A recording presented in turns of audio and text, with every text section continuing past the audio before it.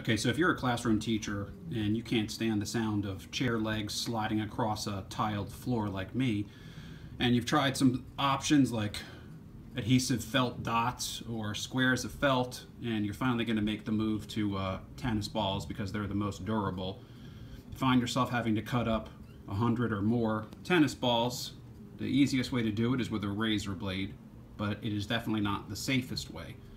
So what I decided to do was to make a little jig to cut my tennis balls so that they would fit on the chair legs of the chairs in my classroom. So basically what I did was, with some scrap wood, I made a little box. Tennis ball is 2.5 inches all around, diameter 2.5. So my box that I made is a little bit smaller than that because I want the tennis ball to fit in there securely.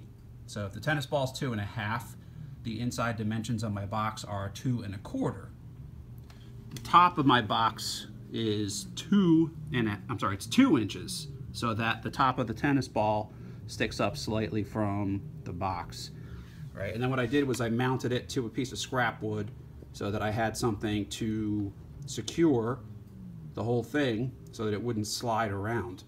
So let me show you how quick and easy this is once I have the jig made, which took me 15 or 20 minutes. Got a utility knife with a nice new blade and a screwdriver, which I'm going to use in a minute to help me pop the tennis balls out.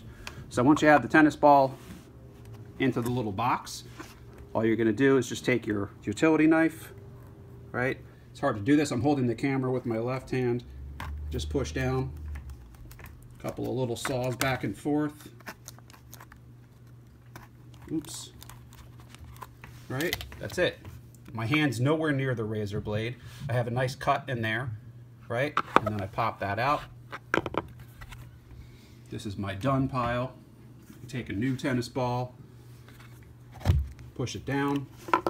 It's hard to do this with one hand while holding the camera. A couple of slices, right? Pop it out. Next one. All right, so if you're a classroom teacher and you're looking for an easy and safe way to cut many tennis balls, I think I'm cutting about 150, and you don't want to spend hours and hours doing it. You also don't want to spend any time in the urgent care center or emergency room. I think this is the safest and easiest way. This is Mr. D signing off. Have a good school year.